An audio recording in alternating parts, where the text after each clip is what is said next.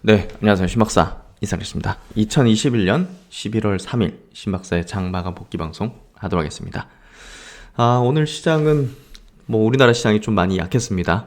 네, 아시아권 증시 대비해서 우리나라만의 이제 특수한 상황이 있었죠. 오늘 이제 카카오페이라는 회사가 이제 상장을 하면서 시총 순위 14위, 시가총액 25조 원 규모로 딱 마감이 됐습니다. 그만큼 이제 카카오페이가 들어왔을 때 시총 규모에 따라 가지고 또 이제 어떤 패시브한 자금들이 첫날부터 들어올 가능성이 있는데, 그게 아마 오늘 시장에 다른 시총 상위주들에서 자금 이탈이 좀 벌어지고 기관들의 어떤 3천억 자금이 카카오페이로 들어가면서 발생된 어떤 오늘 코스피 시장의 어떤 약세 하락이 아니었나 싶고요. 그래서 오늘 조정의 문제는 큰 문제 있다고 보다는 이벤트적인 어떤 성격의 어떤 조정 약세 흐름이었다. 그래서 오늘 같은 날 지수 때문에 좀 밀린 유망한 기업들을 조금 더 이제 싸게 살 수 있는 그런 어떤 기회가 아니었나 싶고요. 하지만 오늘 같은 시장에서 2차전지 쪽도 강했고, 바이오 쪽에서는 이제 그 이벤트, 기대감을 갖고 있는 그런 기업들이 학회 이제 모멘텀이, SITC라는 또 학회가 조만간 또, 열리는데, 거기에 또 중요한 파이프라인의 발표를 앞두고 있는 기업들이 오늘 시장에서도 굉장히 강했습니다. 대표적인 게 이제 NK맥스라든지 네오민테크라든지 이런 기업들이 이제 굉장히 센 어떤 시세 흐름을 보여줬고, 결국 이제 바이오 섹터는 개별로 이렇게 또 모멘텀을 가진 기업들은 시장과 무관하게도 강세를 좀 보일 수 있는 그런 구간대로 가는 것 같습니다. 지금은 완벽한 개별주 장세이기 때문에 지수가 오늘 빠진 거에 대해서 크게 생각하기보다는 어떤 종목을 더 우리가 전략상 비중을 올릴지, 신규로 매수할지, 이걸 쳐내고 이걸 더 올릴지, 이런 것들에 대한 고민을 할 필요가 있는 거죠. 그래서 오늘 장에 대해서 한번 정리해보면서 또 전략에 도움이 될 수 있는 내용을 한번 구성해 보겠습니다. 먼저 이제 시장부터 마감해보죠. 코스피 지수는 1.25% 약세 마감했고 2975포인트로 3000포인트를 깼습니다. 상승 종목 수보다 하락 종목 수가 월등히 많았네요. 거의 700종목 가까이. 그리고 코스닥은 0.44% 약세 1005포인트 마감했습니다. 근데 오늘 2차전지가 좀 강했기 때문에 시총 상위 2차전지가 많지 않습니까? 그러다 보니까 지수는 어느 정도 좀 커버되는 것 같지만 하락 종목 수는 3배 이상 많았던 1000종목이 넘었습니다. 그래서 오늘은 약세 흐름 뚜렷하게 느껴지는 그런 장세였고, 코스피 시장 외국인 기관 공이 4천억대씩 팔았는데요. 카카오페이에서만 외국인이 2천억 가까이 팔았으니까 사실상 오늘 카카오페이의 어떤 수급이 좀 영향을 미친 것 같고요. 그리고 외국인들의 선물이 9,700계약을 순매도. 와, 이거는 하여튼 최근에 세게 들어왔다가 나가는 어떤 흐름이었네요. 코스닥은 외국인이 400억 정도 순매수했고 기관은 90억 정도 순매도니까 별 변동은 없었던 것 같고요. 그리고 이제 오늘 이제 해외 증시 같은 경우는 미국 증시는 어제 이제 역시나 또 신고가 기록을 계속 세워나가는 0.3%대 3대 지수 모두 상승하는 흐름을 보여줬고, 오늘 이제 니케이 증시 0.4% 밀렸고 양봉입니다. 그래도 홍콩 0.23% 약세, 대만은 올랐습니다. 0.3%, 그리고 상해 증시는 0.2% 정도 밀렸습니다. 그래서 코스피가 월등하게 좀 아시아 증시 대비 좀 밀리는 그런 흐름을 좀 보여줬고, 오늘 이제 코스피 지수 차트 보면 뭐랄까 좀 음봉 세게 나왔네요. 그냥 부정적인 이슈는 아니니까 지수적으로. 그래서 이렇게 좀 됐고, 코스닥은 그래도 그나마 잘 방어됐죠. 그러니까 어제 양봉을 되돌리는 흐름까지는 아니잖아요. 그래서 결국은 코스닥의 어떤 흐름이 상당히 좀 여전히 상대적으로 좀 좋은 어떤 흐름이 이어지고 있다. 그리고 전체 수급 한번 보도록 하죠. 외국인이 4,500억을 순매도했는데요. 기관도 이제 3,000억을 순매도했죠. 금융투자 중심으로 다 매도를 했고, 또 연기금 같은 경우 1,400억 순매수인데 이 카카오페이에서만 얼마죠? 2,300억을 순매수했으니까 거진 카카오페이에 대한 순매수로 완전히 이루어진 그런 수급이었고, 또 이제 외국인은 요 금융업에서 3,100억 원을 순매도했습니다. 카카오페이에서만 2,000억 가까이를 순매도했고, 오늘 전기전자 섹터 쪽으로는 이제 기관이 한 2,500억 정도 순매도했고 외국인은 별 변동은 없었네요. 가장 많이 매수한 거는 오늘 의약품 업종.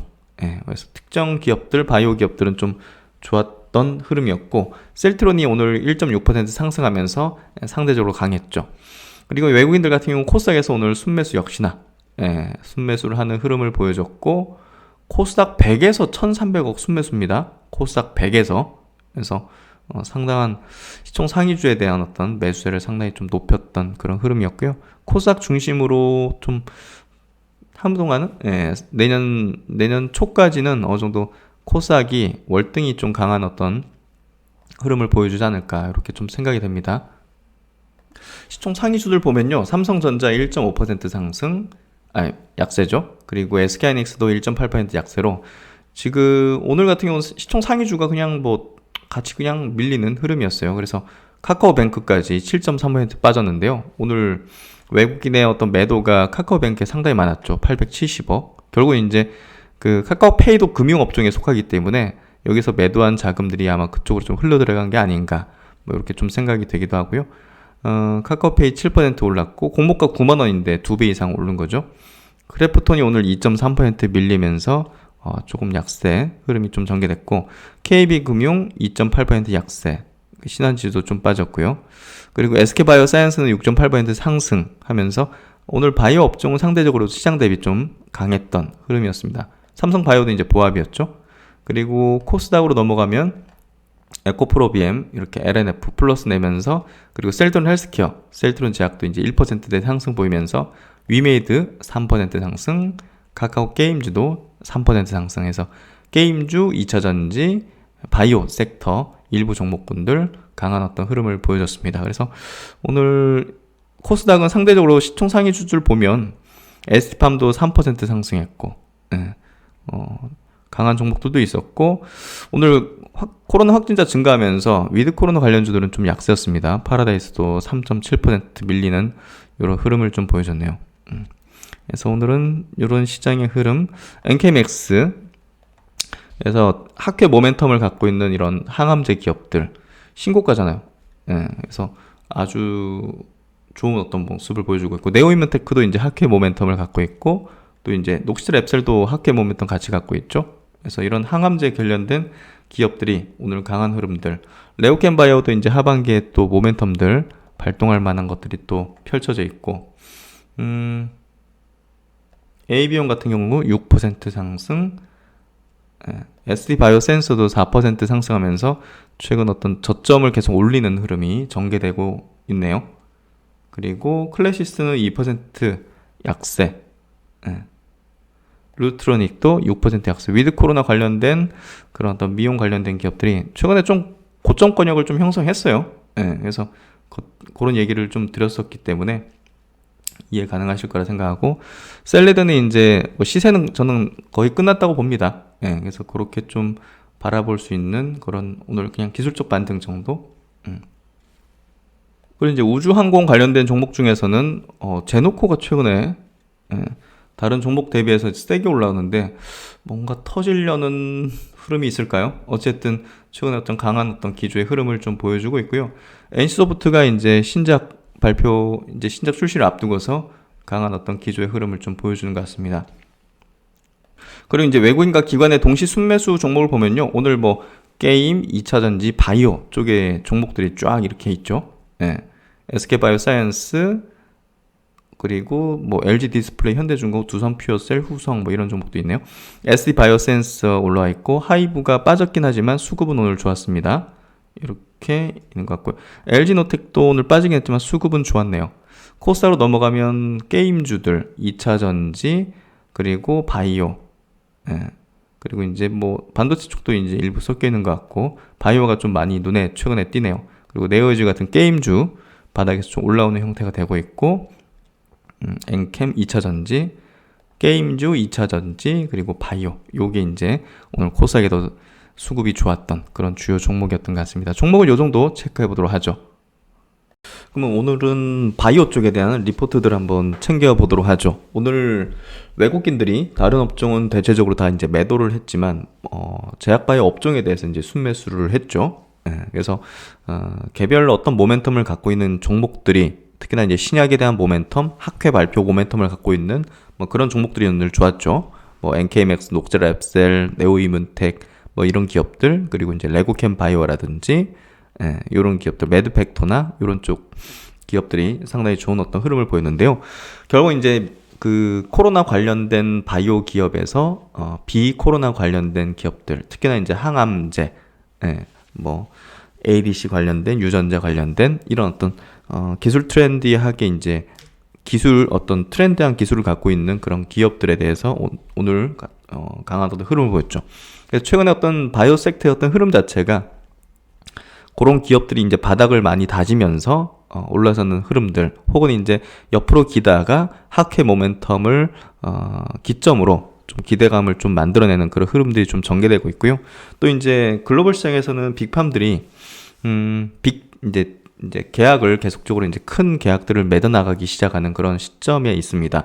현재 몇천억 단위는 계속적으로 이제 발생되고 있는데, 아마 이제 몇 조 되는 단위였던 큰 빅딜 같은 것들이 아마 전개될 겁니다. 특히나 이제 엄청난 자금을 백신 개발 통해서 이제 만들어내고 있는 뭐 화이자라든지 모더나라든지 이런 기업들, 또 머크 같은 기업도 키트루다의 어떤 다음 넥스트 항암제를 만들어내기 위한 그런 행보들을 딜을 통해서 이제 해나가고 있는 게 이제 보이죠. 그래서 그런 트렌드를 좀 읽어나가면서 바이오 기업에 대한 어떤 투자 전략을 짜는 게 필요하고요. 오랜만에 그 신한증권이죠. 신한증권에서 이제 리포트, 산업 리포트 전체적으로 나왔는데 2020년과 이제 상반된 분위기다. 신약 개발사들이 결국은 셀트론 부진 속에서 위드 코로나 부각이 되고 있다. 21년은 20년의 우호적인 흐름과 상반된 양상을 나타냈다. 시장의 관심이 높았던 임상 파이프라인들의 연이은 부정적 소식이 발표되면서 2020년 코로나19 본격 확산 이후 동반 상승했던 이 신약 개발사들의 주가도 부진한 상황에 좀 봉착했죠.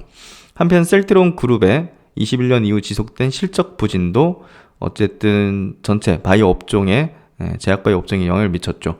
기대를 모았던 램시마 SC가 좀 저조한 판매 성과, 그리고 선제적으로 이제 생산했던 코로나19 항체 치료제 레키로나의 미국과 유럽 등 주요 시장 진출에 지연이 좀 따르면서 재고 부담이 좀 실적 둔화를 이끌었다. 왜냐면 레키로나 만들려고 다른 것들 좀 이제 후순위로 빼면서 어떻게 보면 계속 만드는 걸 만들어야지 효율성이 높고 수익성이 좋은 거지, 그걸 중단시키고 레키로나 만들다 보니까 사실 손해를 감수하고 이제 만든 건데, 이게 예상처럼 안 팔리다 보니까 결국 셀트론 그룹의 올해 예상되는 실적을 완전 벗어나게 되는 그런 어떤 약간 둔화를 좀 만들게 된 거죠.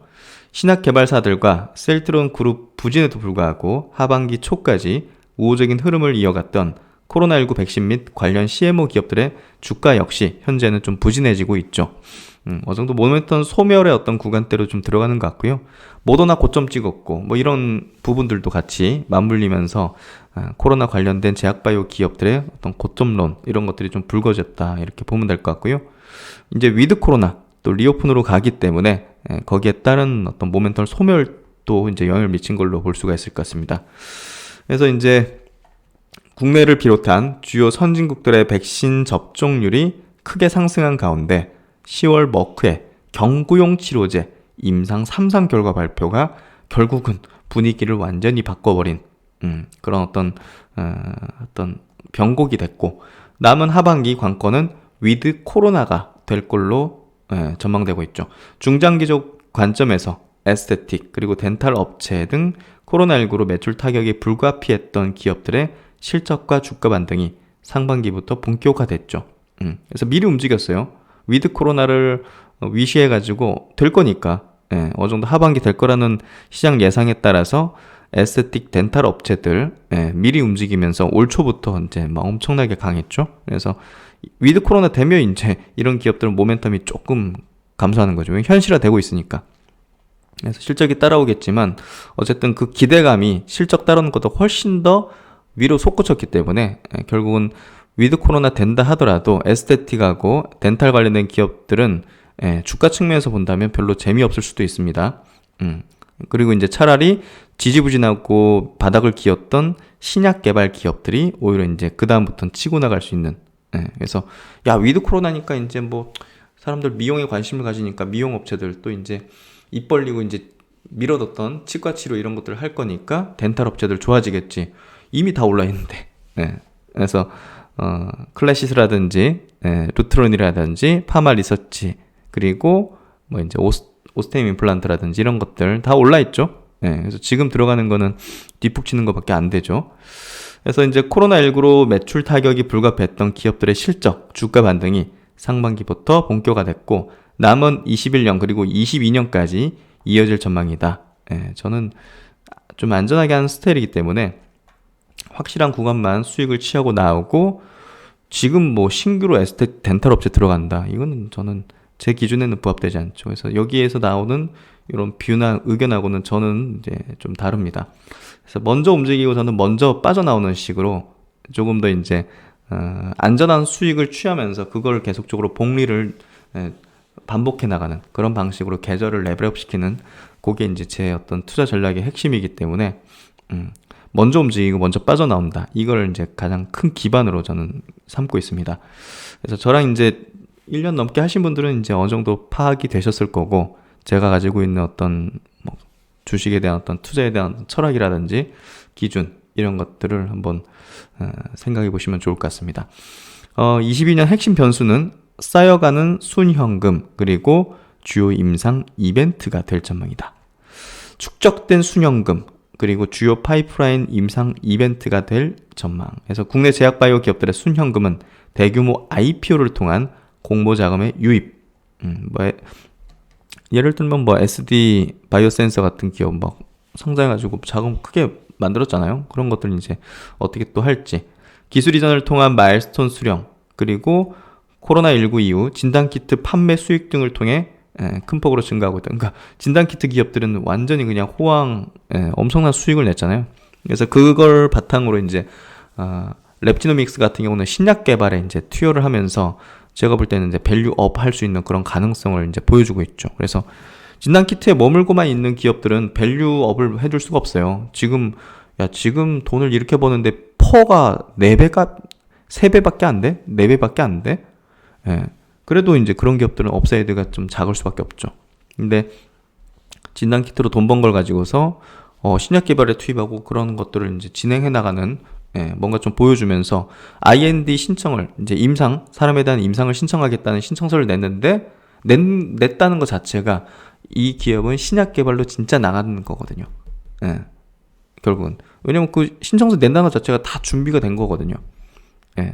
뭐 CRO 선정부터 해가지고 이제 그 임상 환자 모집 어떤 계획 같은 것들 그리고 그 관련된 어떤 여러 인력들 네트워크를 이제 확보했다든지 그런 것들을 모두 했기 때문에 신청할 수 있고 그걸 이제 미국이나 이제 유럽 쪽에 신청했으면 더욱 이제 모멘텀적으로 이제 굉장히 두드러질 수 있죠. 그래서 결국 이제 그런 방향으로 나가는 기업을 우리가 잘 골라낼 필요가 있다. 모더나가 지금 보면 막 유전자 관련된 그리고 뭐 유전자 가히 관련된 기업들하고 협약 맺거나 막 이제 그런 게 결국 이제 모더나도 이 백신에 머무르지 않는 이 멀티플을 계속 올려나갈 수 있는 그런 어떤 모습들을 보여주는 거거든요. 그래서 해외 기업이 하는 모습들을 보면서 우리나라 기업에서도 그런 어떤 상당히 좀 능동적인 어떤 액션들을 취해 나가는 진단키트로 돈 벌어가지고 건물 사고 부동산 사고 하는 기업에 대해 우리가 투자해야겠습니까? 아니면 신약을 하려고 하는 기업에 투자해야겠습니까? 그러니까 그 부분에 대해서 잘 구분을 할 수 있어야지 우리는 주식에서 큰 성과를 낼 수 있는 기업을 만날 수가 있는 거죠. 어떤 생각을 가지고 있는지가 결국 어떤 기업을 만나는지를 가르는 거니까요. 특히 2016년부터 제약바이오 업종 합산 기준 순현금 체제 전환에 성공했고 이후 코로나19를 거쳐서 21년 2분기 말 기준 3조 8,295억 원까지 확대가 됐다. 그런 현금 여력을 바탕으로 한 기존 사업 경쟁력에 대한 강화, 유망 기술 투자 기업들에 대한 주목할 필요가 있다. 국내 기업들의 중장기 성장 모멘텀 확보, 그리고 신약 개발사들의 기술 이전 모멘텀 점검에 필수적일 전망이다. 그래서 이제 제가 볼 때는 지금부터 중요한 거는 국내 신약 개발사들의 주요 임상 파이프라인 이벤트, 요게 이제 핵심일 겁니다. 오늘 세게 움직인 것들 보세요. NKMX 17% 상승했잖아요. 중요한 임상 발표를 앞두고 있죠. 또 이제 네오이민테크 같은 거 보십시오. 바닥 다지고 지금 위로 이제 상승 턴을 하는 어떤 형태가 되고 있죠. 또 이번에 SITC에서 좋은 어떤 결과 발표를 좀 앞두고 있죠. 그래서 긍정적인 임상 결과가 확보되면 상업화 가능성이 높아짐에 따라서 이 파이프라인 가치가 상승하게 되는 거죠. 또한 기술 이전 가능성 역시 증가하게 되는 거죠. 즉 신약 개발사들 중에서도 남은 21년 하반기 혹은 22년 중에 기대 가능한 모멘텀을 바탕으로 분위기 반전이 기대되는 기업들, 나아가서는 유망 기술을 확보한 기업들에 대한 선별적인 접근이 필요하다. 선별적으로 접근해야 되죠. 그래서 모든 바이오 기업이 이제 움직이는 게 아니라 선별적으로 이제 움직이게 된다. 그래서 이제 요 신한증권에서 탑픽으로 내세우고 있는 종목은 삼성바이오로직스, SK바이오사이언스, 유한양행 이렇게 제시를 하고 있고, 여기 이제 제시한 종목에 대해서는 제 뷰하고는 이제 같지는 않습니다. 그래서 참고 정도 하시고, 관심 종목으로는 ST팜, 레고캠바이오, 녹십자랩셀, 바이넥스를 제시한다. 국내 기업 중에서 선제적인 카펙스 투자를 바탕으로 성장 모멘텀을 보유한 기업과 글로벌 유망 기술 트렌드에 부합한 경쟁력을 확보한 기업, 그리고 파이프라인 모멘텀 본격화가 기대되는 기업에 주목할 필요가 있다. 그래서 이제 이 리포트 장중에 이제 다 읽어봤는데 120페이지 정도 되더라고요.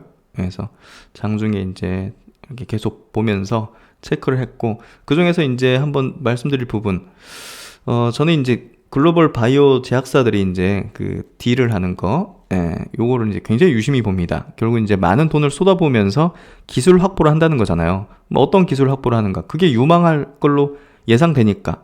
제가 아무리 분석해봤자 뭐가 유망할지 어떻게 알아내겠습니까?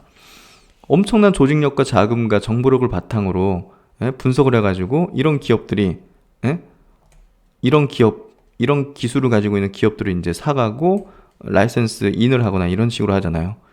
유전자 치료제 ADC, 세포 치료제 ADC, 세포 치료제, 유전자 치료제 ADC, 세포 치료제, 유전자 치료제. 그렇죠? 이 분야라는 거예요. 앞으로 이제 유망한 게. 그래서 이런 라이선스 딜에 대한 부분을 매일마다 챙겨야 된다. 이런 것들을 맨날 챙기는 거죠. 머크가 이제 신테카인이라는 회사에 또 이제 5천억 넘는 규모의 딜을 했다. 사이토카인 신약 발굴을 한다. 그래서 우리가 이제 면역 치료제 이런 것들 보면 사이토카인 어떤 문제들이 발생하는데, 결국 이제 면역 관련된 거죠. 그래서 이런 치료제를 이제 막 이제 또 딜을 하는 그런 흐름들. 그리고 이제 다케다 같은 경우 일본의 이제 거대 이제 제약사지 않습니까? 영국에 이제 감마델타라는 제약사를 또 신약 개발사를 또 인수했는데 동종 T세포를 강화하겠다는 거죠. 그러니까 결국 이제 세포 치료제, 기성품 같은 그런 세포 치료제 후보 물질을 인수를 통해서 이제 확보를 하는 그런 흐름들을 보여준 거죠. 그래서 이런 트렌드를 계속 우리가 확인해야 된다.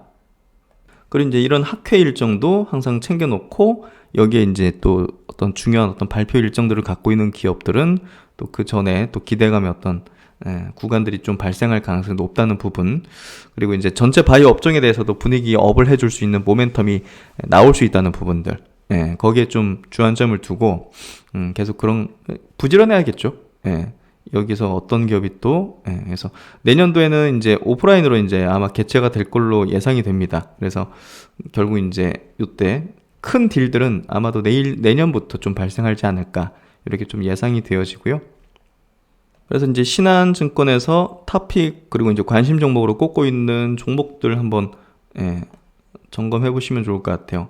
뭐 제 생각은 이제 같은 건 아니지만 어쨌든 선제적인 카펙스 투자를 통해서 성장 모멘텀을 확보하는 기업들, 삼성바이오로직스, SK바이오사이언스, SD바이오센서, SD팜, 바이넥스. 그래서 뭐 이제 CMO 사업을 좀 전개하는 그런 기업들에 대해서 얘기를 하는 것 같고, 글로벌 유망 기술 트렌드에 부합한 경쟁력 확보하고 있는 기업들 보시면 레고캠바이오 ADC, 녹시자랩셀은 NK 세포치료제, 그리고 에스테팜은 이제 유전자 치료제 이런 쪽이죠. 그리고 세 번째 22년 파이프라인 모멘텀 본격화 기대, 유한양행, 레고캠바이오, 녹시자랩셀 이런 기업들이 또 파이프라인 어떤 모멘텀이 있다. 이렇게 좀 체크를 해두시면 될 것 같습니다.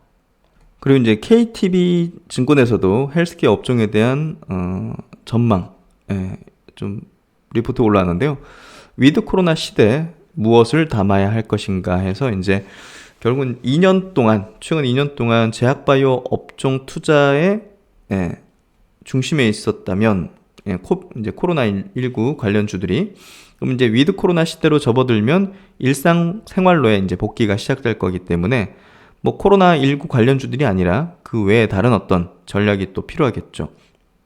그래서 이 코로나19 대유행으로 인한 부정적인 타격의 어떤 회복을 기대하는 섹터 중심으로 투자의 무게 중심을 순차적으로 옮기는 전략이 필요하다. 그러면 이제 뭐 가장 상식적으로 떠올릴 수 있는 게 우리가 이제 병원을 방문이 필요했던 이제 처방의약품 실적 비중이 좀 높았던 제약사들이 있지 않겠습니까?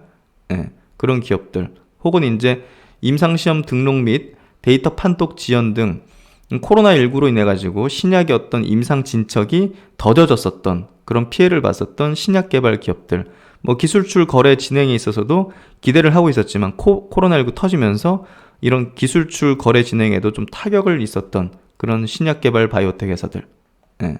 첫 번째, 두 번째, 그리고 이제 업종 내 경기 민감주로 분류되는 의료기기 기업들의 펀더멘털 회복을 예상해 볼 수 있다. 이 세 가지 섹터군에 대해서 우리가 위드 코로나 시대에서는 바이오 업종에서 좀 관심을 가질 필요가 있다.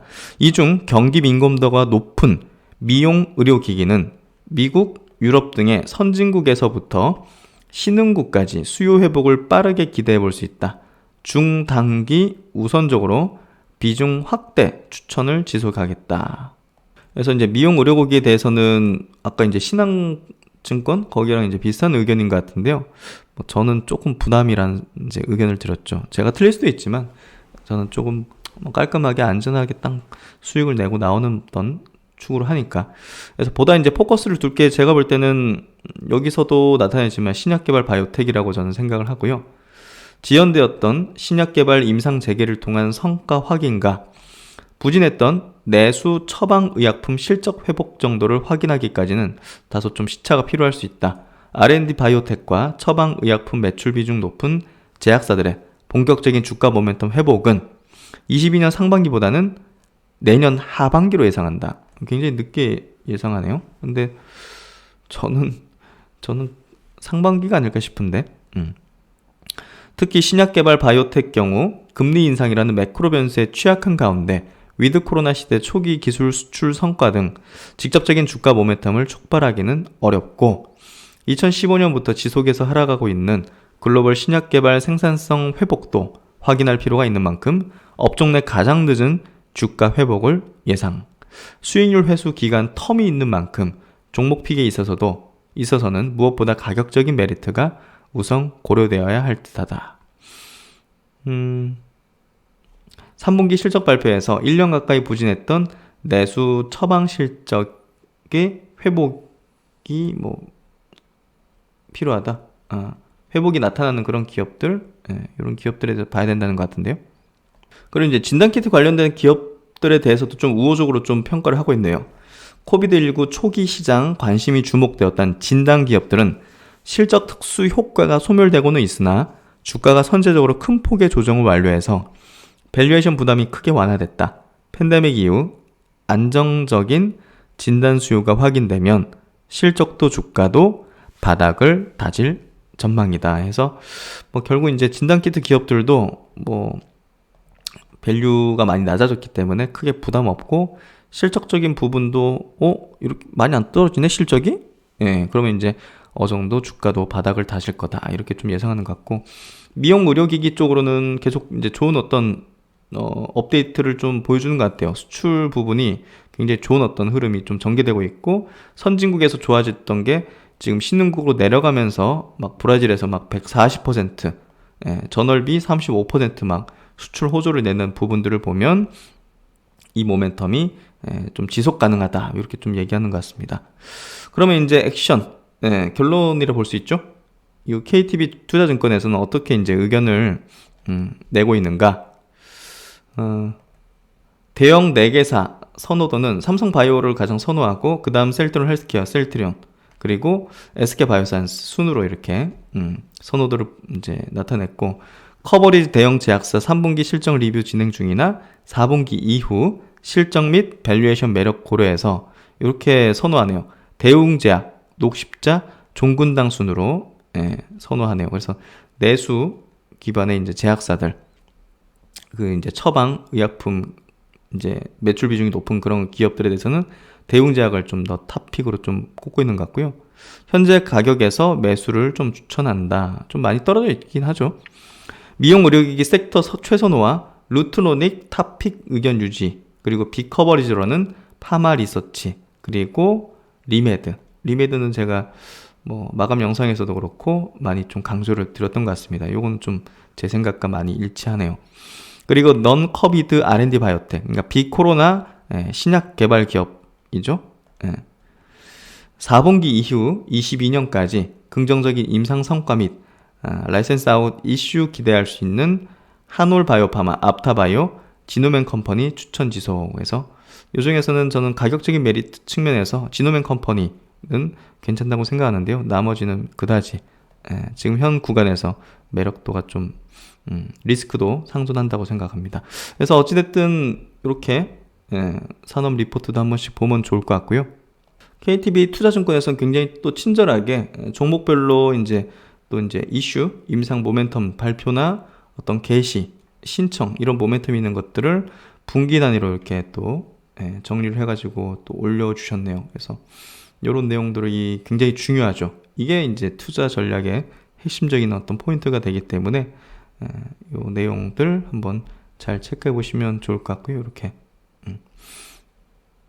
그리고 이제 오늘 시장에서 2차전지 관련주들이 이제 좀 좋았죠.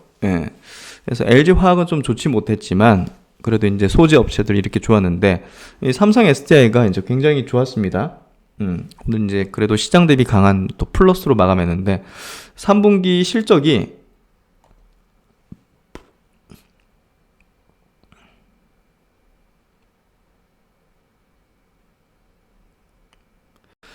매출액 단으로는 뭐 엄청나게 이제 컨센을 상회한 건 아니지만 이제 이익 단으로죠. 영업이익 단으로는 전년비 39%, 분기비 26% 성장하면서 컨센서스를 이제 상회했고 역대 최대 분기 실적입니다. 배터리 3사 중에서 유일한 어떤 흑자를 시현한 어떤 기업이 됐고 어쨌든 수익성을 좀 향상시키는 그런 어떤 내용들이 좀 있었던 것 같아요.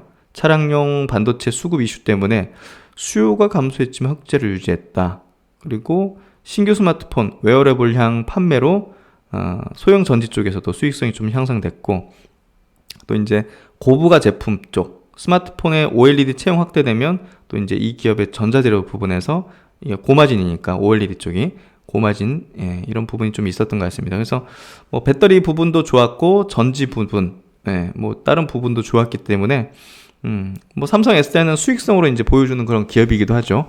보수적인 어떤 수주 어떤 전략들 이런 것들을 가져가면서 사실상 이제 뭐 능동성을 좀 공격적인 어떤 투자라든지 수주 전략에 대한 아쉬움을 가지는 그런 측도 있긴 하지만 탄탄하게 크게 뭐 잡음 없이 뭐 화재 사건 같이 이런 것들이 발생하지 않으면서 나아가고 있기 때문에 굉장히 좀 탄탄한 느낌이고 주가 변동성도 사실 다른 두 개 셀 업체 대비해서 뭐 따로 떼가지고 이제 배터리 사업을 따로 떼서 이제 물적 분할해가지고 IPO한다는 얘기도 없잖아요. 그러니까 사실상 변동성도 좀 낮으면서 하방에 대한 경직성도 좀 가지고 있는 그런 셀 업체라고 생각됩니다. 그래서 좀 안정성 있는 그런 기업으로 좀 보시면 될 것 같고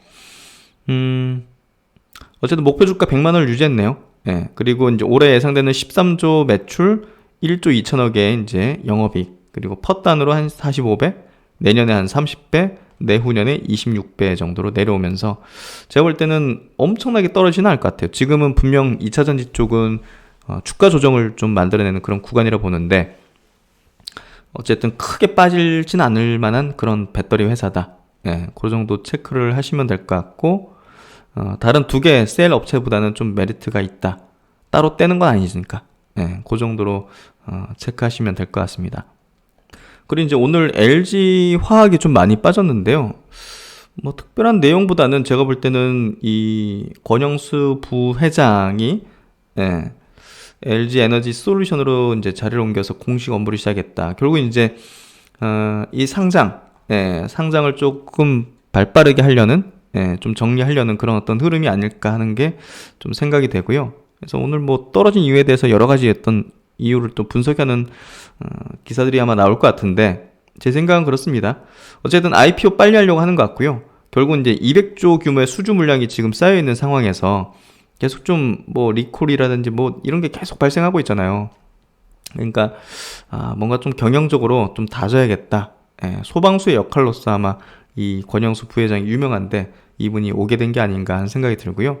그래서 아마 IPO 속도를 낼 걸로 예상이 된다는 부분이 주가에 좀 부담을 작용해요. 왜냐면 핵심을 떼서 이제 상장을 빨리 시킨다는 거니까 이쪽에서 수급을 빼야겠다. LG화학에서 수급을 빼야겠다. 이런 수급들이 아마 나갔겠죠. 예, 그래서 그 부분이 아마 영향을 미친 게 아닐까. 200조 수주 물량 소화하려면 투자를 안 하면 알 수가 없습니다. 이건 대규모 카펙스가 필요한 어떤 사업군이기 때문에 돈 없이 이거 해줄 수 없는 수주 규모죠. 예, 그래서 결국은 빠르게 이제 자금 조달을 해야지만 LG 배터리는 성장을 할 수 있다는 측면을 우리가 좀 봐야 될 것 같고, 리콜 사태로 지금 대내적으로 조금 신뢰가 내려앉은 건 사실이죠. 예, 그래서 어떤 분위기 반전이 분명히 어떤 경영적인 쇄신부터 해가지고 필요할 건데, 이런 분이 왔다는 것 자체는 뭔가 좀 진행을 잘 내부 분위기를 좀 추스르는데 초점을 좀 맞춘 걸로 좀 보이고, 취임사를 통해서 임직원들의 사기를 붙돋는 메시지까지 남겼다 해서 하여튼 굉장히 큰 신임을 받는 거겠죠, 이분이. 이 LG그룹 이제 회장으로부터. 그만큼 어쨌든 LG 에너지 솔루션의 상장 업무 절차가 굉장히 속도감을 내게 될 것 같다. 그게 오늘 LG화학의 주가에 좀 부담을 줬다. 빠져나갈 수급들이 생겼다. 이 정도로 좀 정리하면 될 것 같습니다. 그래서 이제 오늘 시장 이렇게 좀 이슈 정리 같이 해봤는데요. 오늘 시장은 좀 어거지로 빠진 느낌이에요. 그만큼 카카오페이가 영향을 미친 그런 하루 시장이었고, 오늘 지수에 너무 연연할 필요는 없다고 생각합니다. 그래서 그렇게 유념할 그런 지수의 어떤 약세는 아니었다. 이렇게 정리하시고, 개별적으로는 종목별로는 굉장히 활발한 움직임들을 계속 보이고 있어요. 돌아가면서 게임주들, 바이오주들, 또 2차전지 일부, 또 이제 메타버스, NFT, 블록체인, 뭐 이런 쪽으로 계속 돌리잖아요. 그래서 자금이 좀 빨리 돌리니까 이게 좀 뭐랄까, 민첩하게 좀 움직이기 좀 어려운 성향의 투자자분들은 좀 어려울 수 있지만, 그런 분들은 이제 바닥권 다지는 것들 잡아채면 되죠.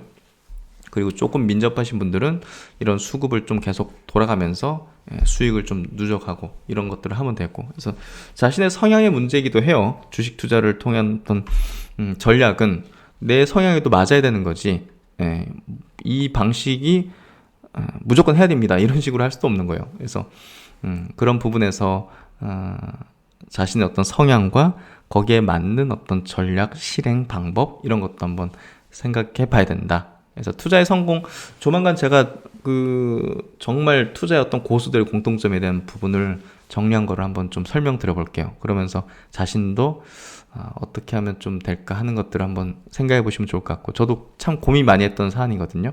그래서 시간 될 때 한번 말씀을 드려보도록 하겠습니다. 네, 하여튼 오늘도 수고 많으셨고요. 신박사는 또 다음 시간에 좋은 내용으로 뵙도록 하겠습니다. 오늘도 시청해주셔서 감사드립니다.